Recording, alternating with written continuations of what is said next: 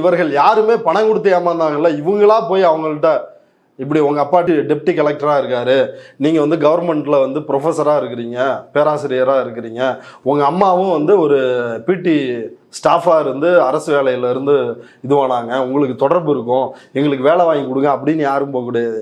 இவர்களாகவே எங்களுக்கு வந்து இவர்களை தெரியும், துணை முதலமைச்சர் ஆஃபீஸில் பிஏவை தெரியும், அதனால் நிக்கிதாவுக்கே அப்படி தான் வேலை வாங்கி கொடுத்துருக்குறோம், இன்னும் நிறைய சொந்தக்காரங்களுக்கு அப்படி தான் வேலை வாங்கி கொடுத்துருக்குறோம், எனவே நீங்கள் பணம் கொடுங்க, நம்ம சொந்தக்காரங்கள்லாம் மேலே வரணும் அப்படின்னு. இப்போ இவர்கள் பிரமலை கள்ளர் சமூகத்தை சார்ந்தவர்கள், இவர்களால் ஏமாற்றப்பட்ட பெரும்பான்மையோர் அவர்களும் வந்து பிரமலை கள்ளர் சமூகத்தை வந்து சார்ந்தவர்கள்.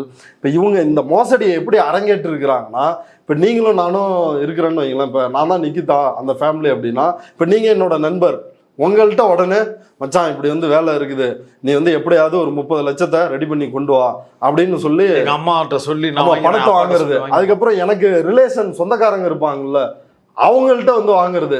இப்போ அதுக்கு வந்து ஒரு முகாந்திரமா இவங்க ஏற்கனவே ஒரு அரசு ஊழியர்கள் இல்லை, இவங்க எல்லாம் ஓரளவுக்கு வசதியான குடும்பம், அரசு ஊழியர்கள், 3 அரசு ஊழியர்கள் வந்து இருக்கிறாங்க.